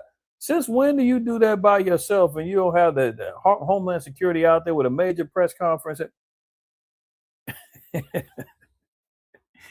These guys are too funny, man. The plot was stopped cold on June 10th after investigators executed a search warrant in Cincinnati where the first arrest was made, FBI Director Kash Patel said in a statement. So prepared statements already ready to go. Right. Well, the one guy, look, okay. Now watch the twist though. Remember the first time they were showing you apparently they said this dude was 19, damn near forehead bald already, full beard, looked like he 39. Said he was the head honcho, right? A couple days later, they say, "Oh no, it wasn't him. It's this illegal immigrant." Look at this. The terror plot. I know it's kind of small. I'll read it for you. The terror plot targeting UFC Freedom 250 at the White House was allegedly led by an illegal immigrant. Okay, so let's listen to the storyline now. Agent Orange, all these assassination attempts bolstered him up to prominence into this big old bulletproof Homelander figure before he got elected. That assassination attempt that he allegedly shut down and wanted quieted got all the MAGA hats going crazy. The Latinos for Trump, everybody's out there. They can't stop him. What'd he do? They pick him up. We all know that was some WWF type stuff. He gets knocked down. They cut his ears, gets up bleeding. What they do? They stand him up and let him pose again and say, fight, fight, fight. When does that ever happen, man? Assassination, they're supposed to be scrambling to protect him, get him up out of there. No, after the shooting, they pick him up so he can get somebody can take another headshot. You haven't caught the shooter yet. You don't know what's going on. You got one shot off, or however many shots off. Next thing you know, they lifting him up for another shot so he can say fight, fight, fight and carry on. What? Okay. But did it work? Did it get him elected? Did it help his persona? Sure did. So what have they been doing? Damn near for the last 3-4 months, it's been assassination attempt after assassination attempt, shooting near him. Why? What's coming up? Oh, the midterms in November. His approval rating is down bad right now. His failures with the war, the economy, the gas, everything's looking bad right now. Oh, guess what? ICE got their budget. They're running rampant. What do we need? You need another excuse to say, this is why we need, this was a good move by our president. Because look what happened. An illegal immigrant was the head honcho that almost got a whole UFC event lit up with drones and AR-15s. So we got to get these illegals up out of here, man. Bravo, President Trump. Look, the Trump plot targeting UFC Freedom 250 at the White House was allegedly led by an illegal immigrant, according to DHS. Officials say Mexican national Abraham Hermosilio Alvarez was arrested by the FBI in Omaha on the day of the event before ICE lodged a detainer against him. The administration says Alvarez was the ringleader of the failed attack and will face justice before being deported from the U.S. Alvarez came to the United States as a child and was granted deportation relief through DACA by the Obama administration. And ironically, hasn't Trump and Obama been going back and forth in the news lately? Didn't they just did something in Obama's honor a couple days ago? Oh, so there's another player in the game. Oh, Obama's DACA, the decision, the DREAM Act. Oh, it's his fault. Let me let this play, man. You can't make this up. Liveman, crafting really cleaning can't. tools since You really 1896. can't. I'm trying to make it. I'm trying to say that it just can't be this simple. All right, team, listen up. I've is. changed my mind. Nationwide search for suspect in the alleged plot to attack the UFC event at the White House, leading investigators to Abraham Alvarez, an illegal immigrant from Mexico. He's accused of being the ringleader. I mean, and he's cheesing in his mugshot as if like he's still thinking this is all part of the whole plan. Like they get these little patsies, man, these guys who could be, mental patients, who knows what. They thinking this is all a game. Yeah, don't worry. Those are blanks. Don't worry. The drones don't work. Yeah, we're going to do this. We'll pay you some money. Make sure you connect with these guys. We're going to hook you up. He's still thinking, hey, geez, this is cool. All right, let me continue. And he was arrested in Omaha, Nebraska. Sheriff Aaron Hansen is the sheriff of... It was a library. Okay, throughout the library for Obama. Douglas County, Nebraska. Thank you for being here. Here's the file folder that we have on him. Charged with conspiracy to commit murder, conspiracy to commit violence on White House grounds, and an illegal alien from Mexico. He was granted DACA, which is the Dreamer policy. That was in 2014 under the Obama administration. He's quite smiley there in his mugshot. What else do you know? Well, thanks, Dana. I know that I'm very proud of our Douglas County Sheriff's Office investigators who work collaboratively with our partners in the Omaha Police Department and State Patrol to help assist this FBI-led investigation against Abraham Alvarez. I mean, this terrorist plot could have endangered the lives of multiple people at the UFC 250 event at the White House. The parents turned in another cat. It wasn't him, Bayan. Mind you, they said 5 people were arrested, but they got 20 suspects.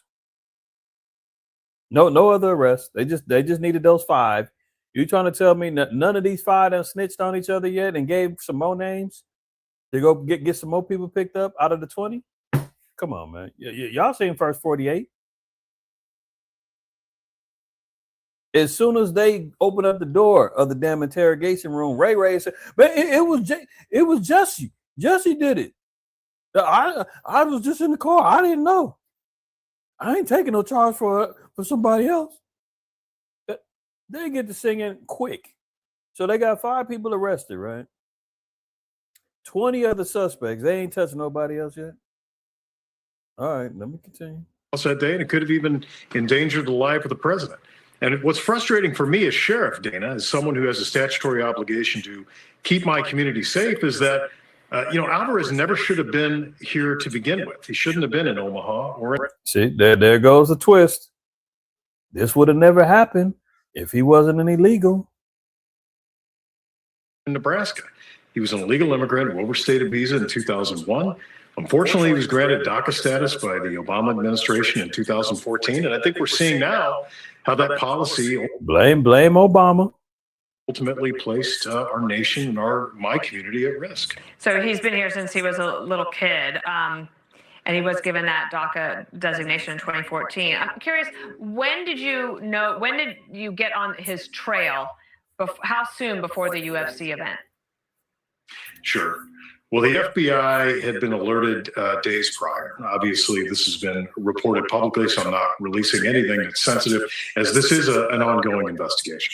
Mm-hmm. But immediately upon realizing that there was a Nebraska connection, our local FBI office in Omaha, the special agent in charge, Gene Cal, activated one of our task force officers. Yeah, so they had a guy in Omaha, Ohio, Kansas City, LA, a little network of people, supposedly, right? Very similar to the shooters down there in San Diego at the mosque. And the mama said, "Oh, my son is suicidal and he's got my guns and be careful." And next thing you know, he done shot up the mosque and unalived himself afterwards. Right? Officers with the Joint Terrorism Task Force. That's a Douglas County Sheriff's deputy. That's connected to the FBI JTTF task force, and that investigation started. Now this mutant Uncle Fester looking cat. This is the one they first posted, and they said he's 19, if I remember right. Does he look 19 here? Well, I guess Esau be aging in reverse, man. Benjamin Buttons, whatever. Maybe he really is looking. I mean, but good Lord. Immediately, it was almost around-the-clock surveillance on Alvarez and the location at which he was staying, as well as other companion investigations which are occurring. Do you know if he was speaking with or working with, collaborating with anyone else in Nebraska? That investigation is still ongoing at this time. I know that we've taken over, we have over 20 suspects on this national plot, and we've taken 5 into custody across the nation. That's just tell you everything. You got 20 suspects, but you're only taking 5 in, right? It'd be different if you say you made 20 arrests, or we got 20 people detained for questioning, or you just suspect they're involved, but we're not going to, we'll leave them alone. We might need them later for a couple more missions. This is ridiculous, man. Let me just and so now, oh, look at her. Oh, remember I said since at least April, and I believe that there's been more than that within the last month. I'm just counting by months. April, you had that Cole Thomas Allen at the White House Correspondents' Dinner. Remember him? Guy that ran through with the shotgun through the security, and they caught him. That was in April. May, you got this guy, Nasir Best, gets into a shootout with Secret Service at the White House, at the checkpoint while the press is out. Great timing. Now you just had the UFC event in June. So he's just, look at the track record. No, let me let her go. Oh, President Trump has said a deal is close, only for the two sides to remain far apart.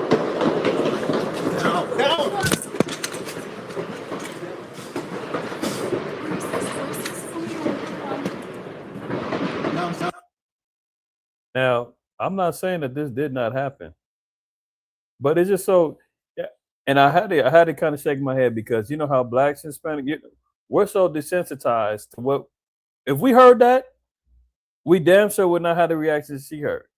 That's an average lead up to so-called 4th of July, That's an average day in the hood where you just like boom, boom, boom. Is that firework? No, that was a real shot. Damn, okay, shoot. Somebody get lit up over there. We definitely ain't reacting like this. President Trump has said a deal is close, only for the two sides to. Now you can hear them shots is hundreds and hundreds of feet away. And she don't know what's going on until they tell her, get out, get out, get out. Why am I doing all this? You're going to see in a minute. Remain far apart.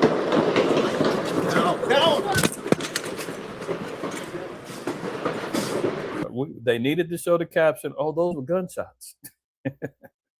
Okay, so look, White House shooting, gun-wielding suspect killed by Secret Service. Nasir Best, 21, was identified as a suspect by a law enforcement official who spoke on condition of anonymity to the Associated Press because they were not authorized to discuss the investigation. Oh, I wonder why. Let me read that again in case you missed it. Line upon line, here a little, there a little. Not just the scriptures, but in anything and everything you read. Nasir Best, 21, was identified by the suspect by a law enforcement official who spoke on the condition of anonymity. If you're an official law enforcement representative, unless you're not supposed to be speaking to the press because that's not your position within the force, you know, you got to go through the proper channels as far as whoever does your PR stuff and he's just trying to get some points and telling you some information on the low, telling you, hey, this is off the record. Hey, my source told me that. Why are you going to sources when you can go directly to whoever's in charge of PR at the police department and talk to them? No, we got to get it off the record. An anonymous source told us about this. Mind you, there's still I have yet to see a picture, anything of this guy. The Associated Press, because they were not authorized to discuss the investigation, they're not authorized to even speak on this investigation, but we're going to leak something to the press. Okay. The Secret Service said in a preliminary statement on X, not to the public, on social media, that, quote, he pulled a weapon from his bag in the area of 17th Street and Pennsylvania Avenue shortly after 6 p.m. Eastern and began firing. They said this guy has a history of mental illness. He was running up there talking about he's Jesus and pulled the weapon out, and they had to lay him down. And they've had interactions with him before. Still no pictures. I haven't seen him. Don't know nothing. The Secret Service says we'll put a statement out on social media. We're not talking to the press right now. Just so happens the press is talking about the peace deal, and there's another news outlet did the same thing. It looked like it was a green screen background too, and the reporter female she gets hit. Oh, and she runs. These official stories that they put now, man, and whether it's true or not doesn't really matter. The fact that they lie so much that you got to scratch your head and question whether or not it's true. That's the issue. It's like, damn, you can't trust nothing that they say, even if it was real. It's like the boy that cried wolf. You don't know when it's real and when it isn't. Look at this. I had to flashback, and I remember watching these years ago. This is CNN. They're reporting on the Gulf War. This is not a movie. This is not some skit. This ain't Saturday Night Live. This is a legitimate CNN reporter saying that they're reporting on the Gulf War back in the early 90s. And just watch this. What we had intended was simply to go to Charles Jaco for an update about what was happening in Kuwait City this morning. We want to roll the video right before he was supposed to go on the air, and you'll see what happened as he was preparing to do a live report to us back here in Atlanta. Can we roll that now? Hey, could somebody please put that... Ah, Jesus Christ. Wow. Now, if you notice, it's the same reporter that does these particular reports. So they said right before he's supposed to go live, we caught this footage. Let's roll the tape. Bomb goes off. He gets spooked, right?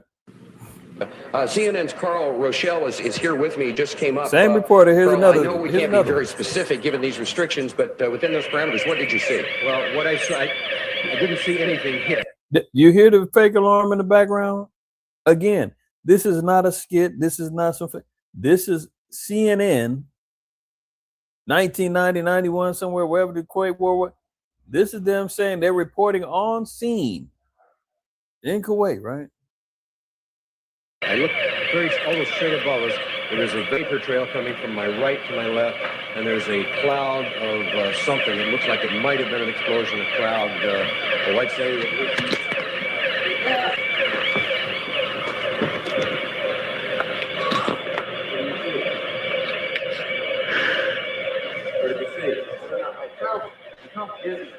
You can't make this up, man.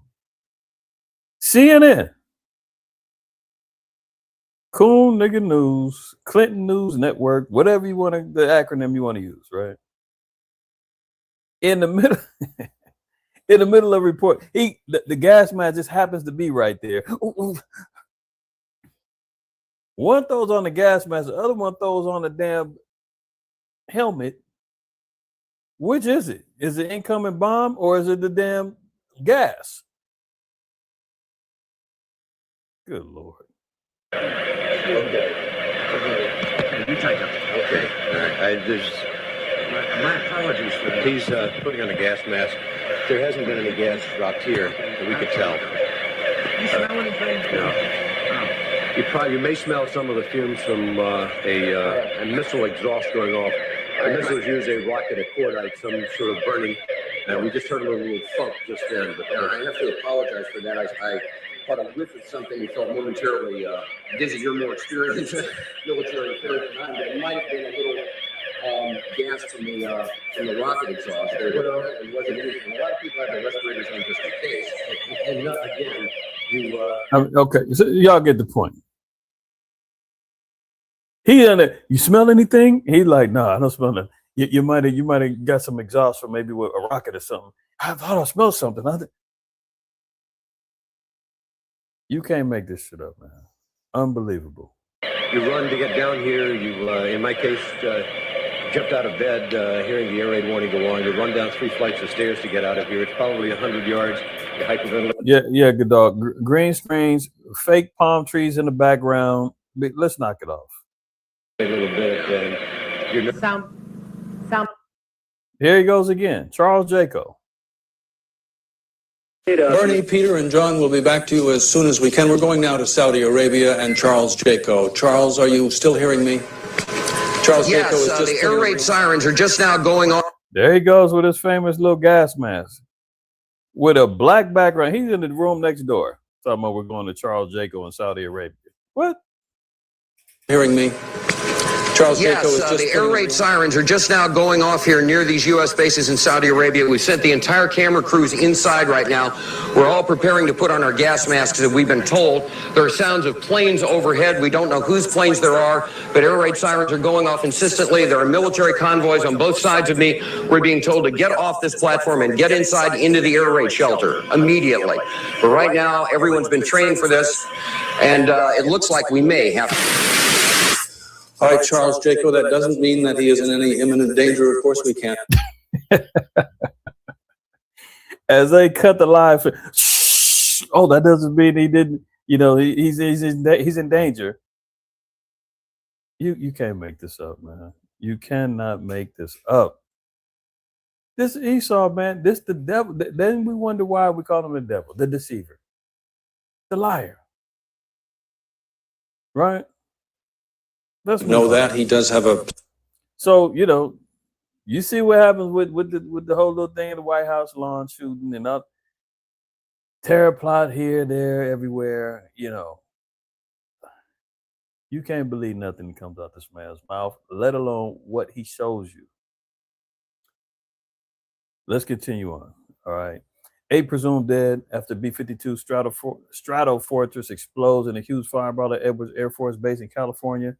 The failures of Agent Orange's most prolific military in the world is continuing to falter. B-52 crashes, killing everybody on board. We've seen Black Hawk helicopters crashing into planes. It's just ridiculous. The blunders of what's going on with Esau and this technology, man, is laughable. This is why when it all comes down to it, Esau doesn't stand a chance in hell against Yahweh and the angels, man. The Most High can turn off the damn electricity, black out the grid, and Esau's reduced to stones and rocks and sticks. And he's thinking, I got the technology, I can fight back. And he's gonna try. He's gonna try. 2 Ezra 13 tells us he's gonna try. Revelation 12 says he's gonna try. Revelation 17 says they're gonna try. But ultimately, they're going to submit to the Lamb, man. They're going to get destroyed and be brought in chains. 2 Ezra 13 specifically says they're going to get brought in chains as slaves. Matter of fact, let me get that real quick. Let me see if I can get that. If this thing will cooperate. 2 Ezra.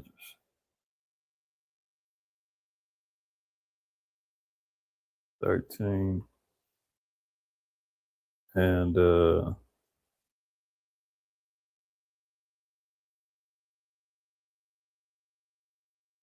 where is that at? Here it says slaves or chains. Am I tripping? Maybe not. Hold on. Shalaki. So afraid that's fight that violence for the multitude getting sword in hand and the instrument.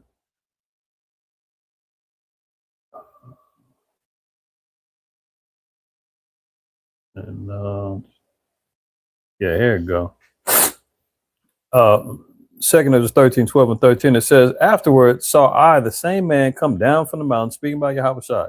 And it says, and call unto him another peaceable multitude, and there came much people unto him, whereof some were glad, some were merry, and some of them were bound. And others, some brought of them that were offered. Then was I sick through the great fear, and I awaked and said. So Ezra was seeing the nations stopping war, engaging in war with Yahweh Shai. Yahweh Shai dusted them off through the flames, fervent heat, blowing them up and destroying them. Then it says that an innumerable multitude is going to emerge. Some is going to be coming up glad. Why? Because we've been reading about understanding the prophesied salvation of the Israelites, the elect. Some is going to be sorry and repenting. And then some of them are going to be bound up for bondage, servitude. See? All praise to the Most High.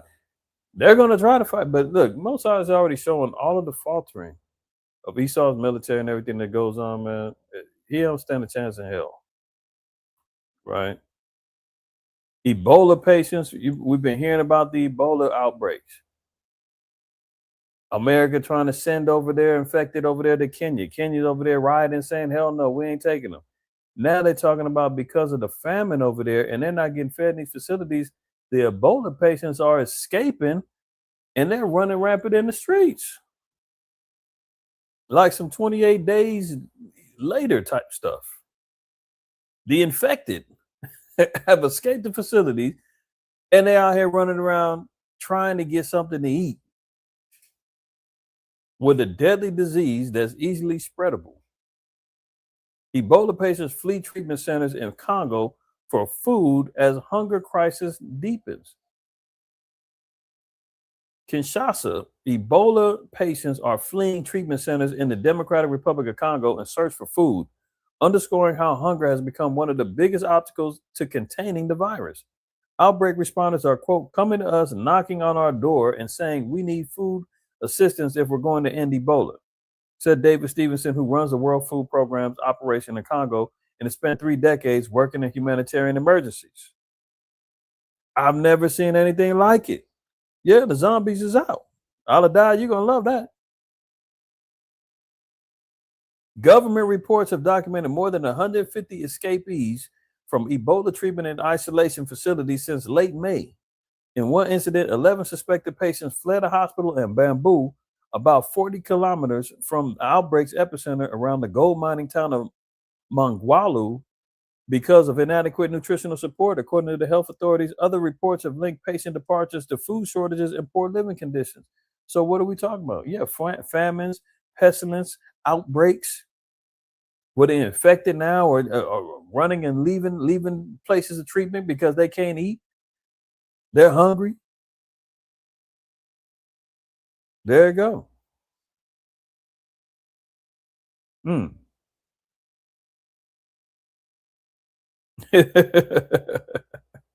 That's a good point, Oscar Roberts. They have a lot of strength to be so sick and hungry. Yeah, you breaking out of facilities, plotting to get up out of there. Something ain't right. And look, and this guy said, "Hey, he's never seen anything like it." Knocking on the door. We're hungry. Open the door. We coming to take it. Isn't that what 2 Ezra 15 says too? Let's look at 15 real quick. Woe to them, woe to the world and them that dwell therein. For the sword and their destruction draweth nigh, and one people shall stand up and fight against another, and swords in their hand. For there shall be sedition among men, and invading one another. They shall not regard their kings nor princes, and the course of their actions shall stand in their power. A man shall desire to go into a city and shall not be able, for because of their pride the city shall be troubled, the houses shall be destroyed, and men shall be afraid. A man shall have no pity upon his neighbor, but shall destroy their houses with the sword and spoil their goods because of the lack of bread and for great tribulation. Playing out in front of our faces, y'all, slowly but surely. This right here, I couldn't help but look at it. I said, it's over. Look at it. Ball busting is the torturous fetish exploding in popularity among men. Brothers, you're not misreading that. Sisters, you're not misreading that. Kids, cover your ears up, close your eyes, unless you're mature enough through your parents' teaching and rearing up to understand what we're talking about. There is an exploding fetish among men, supposed men. These are males. These are not men. Who love having their testicles blasted and kicked and maimed for pleasure. This got to be some Edomite stuff. This is why the Lord calls them heathens. Uncivilized, demonic, animal type heathens, man. Weird fetishes like this, man. Look, getting hit in the testicles may sound like the worst case scenario for most men, but there are some who find it secretly pleasurable. Known as ball busting, this kink is, you guessed it, all having pain inflicted on your sack. I can't finish reading this, man. It's unbelievable. All right. I'm gonna try to get through it. I'm squirming as I'm reading it. If you're thinking there's no way that's sexually pleasurable, here's the kicker. It ranks in the top 10 kinks for the corn. That's with a C. You can read it for yourself. Site Clips for Sale in 2026. Sitting ninth. Top 10 fetish kinks. On the site of fornication and the debauchery and adultery, a corn site, ranking top 10 people are watching and paying. Look, it says clips for sale. This is obviously pay for viewing. Watching this. This data is particularly for sodomite male content. However, sex experts Gigi and Gali and Becky Crepsley Fox explain it's popular among men of all sexual orientations, man. Good Lord. All right. You see why this place got to burn. This place got to go. You see what happens when the wicked are in control of the earth. See what happens when you give Esau a little leeway, man. All hell breaks loose, man. Every door of debauchery, adultery, fornication, madness, everything opens up, man. And then nothing gets held back under his rule. Top 10 about guys, man. This is completely Deuteronomy 23. Verse 1. He that is wounded in the stones or hath his privy member cut off shall not enter into the congregation of Yahweh. The Most High you cannot even have your how do we say this? Listen, there ain't no transformers, transmissions, males, let alone females. You can't come into the congregation of the Most High with that cut off, right? These guys are running around here getting purposefully wounded in their stones. And then you got these goofy Israelites and Christians talking about God loves everybody. Come on in. We're all going to have equal salvation. How you know that this dude don't have a goddamn kink? He's getting blasted in his nuts every damn minute. And talking about how much he loves the children of Israel and wants to repent and he's willing to serve. And a goofy Negro is going to be like, oh, praises. You're going to be a good servant. And salvation for you too, brother. Come on over with us. Let alone he got wounded stones all up and down. I mean, this is why you can't take these heathens in. You don't know what the hell's going on. And here they go. I got to get off of this. All right, look.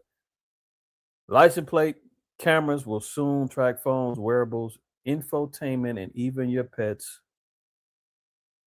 Just add this to the list of things I've been talking about, covering and sharing regarding the B system, the digital lockdown grid that they're trying to get established, Agenda 2030, the B system that's all encompassing buying, selling, the whole nine. I've covered this, talking about even the wearables. Bill Gates has a patent on the wearable technologies. You're talking the iPhones, the Fitbits.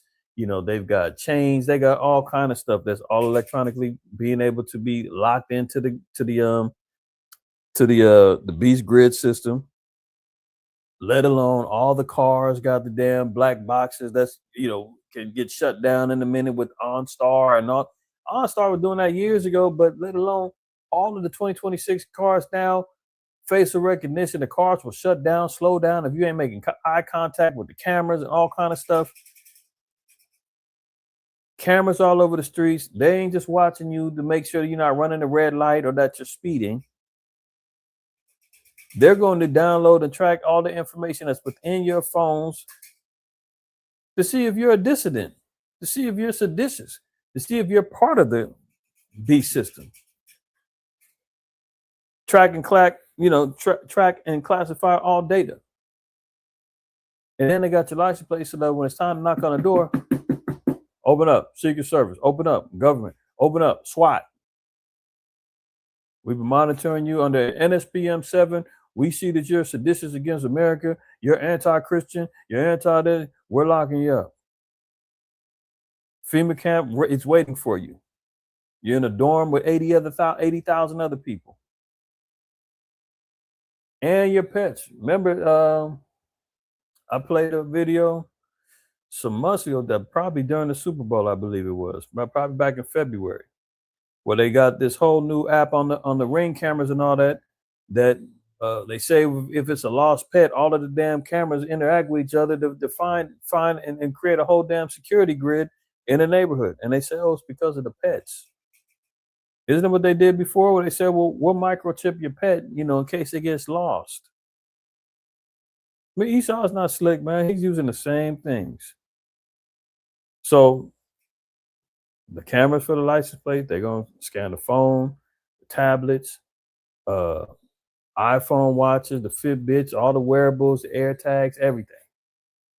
That's part of the B system. They're spreading the grid out. It's all here. I don't know what else our people need to see to know that we're living in biblical times for real. Look at this maniac, man. Down there in Argentina, expanding on the B system. President of Argentina, Javier Milei, he says AI will free us. That's a quote. I didn't make that up. Javier Milei swings his reform chainsaw through Argentina. His hope for is that foreign investors and executives will flock to his freshly deregulated economy. But now the president is looking to lure a new breed of business to Argentina, companies that have doesn't have any executives or even any employees at all. Look what he's saying. He's trying to lure businesses that don't have executives or employees. We keep talking about how AI is going to take our jobs and everything else, right? He's embracing it as already Argentina's got 300% inflation. That place is damn near collapsed as it is. And he's saying the answer is AI.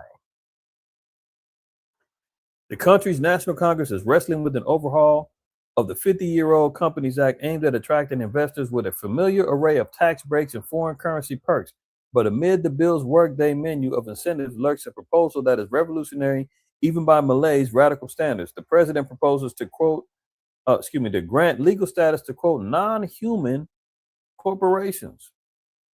Businesses that are run entirely by AI. If fully automated, they might not have any human staff or shareholders whatsoever.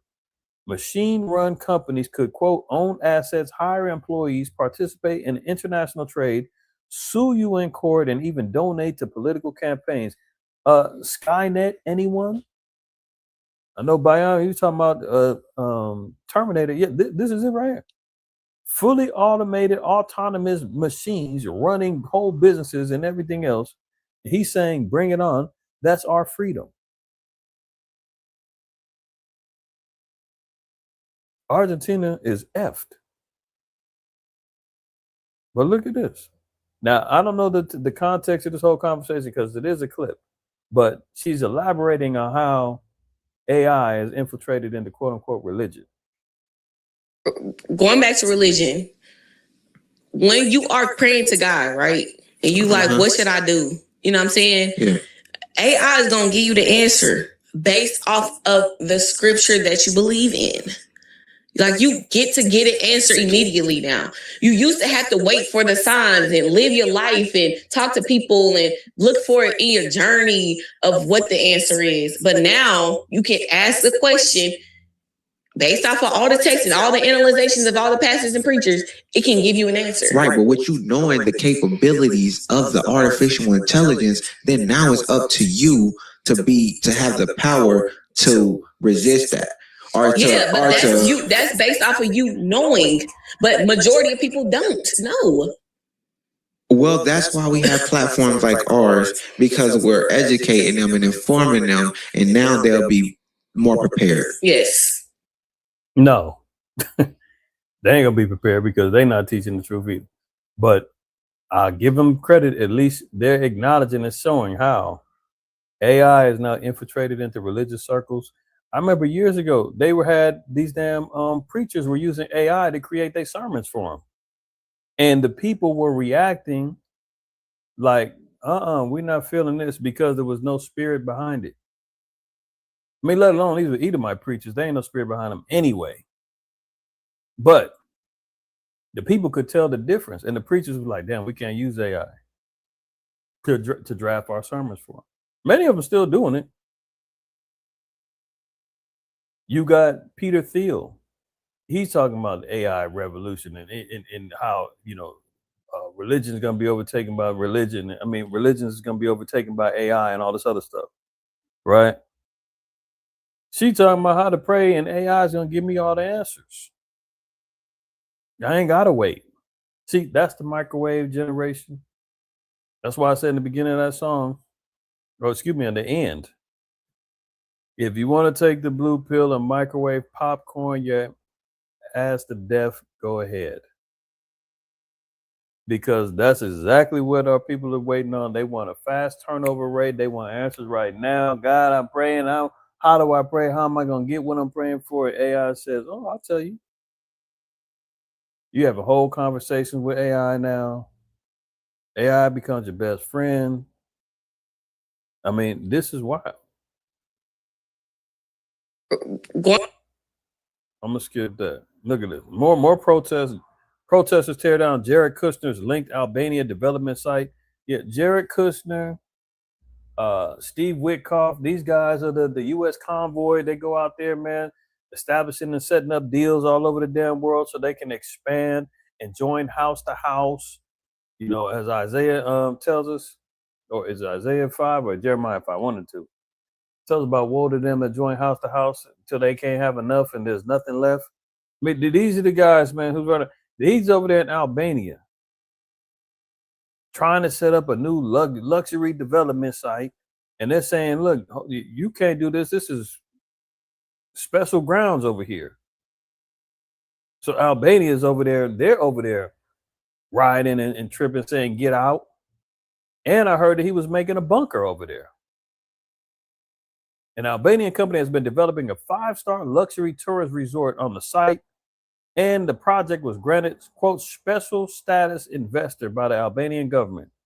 Some 200 protesters on Saturday tore down metal and razor wire fences surrounding a luxury development site on Albania's Adriatic coast in another sign of growing anger against construction in environmentally sensitive areas. Albanians have been protesting for weeks against a planned luxury resort backed by a company linked to Jared Kushner, the son-in-law of U.S. President Donald Trump, near Vlora, which is famed for its flamingos and turtle nesting sites.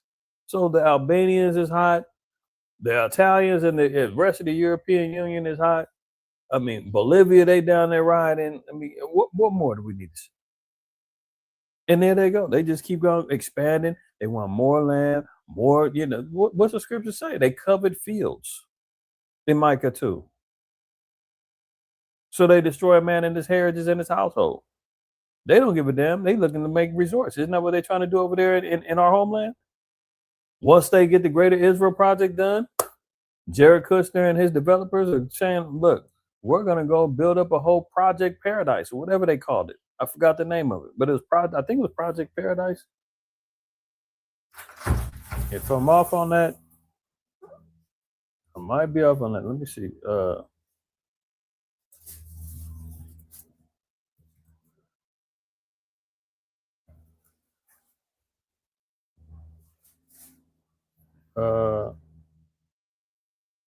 No.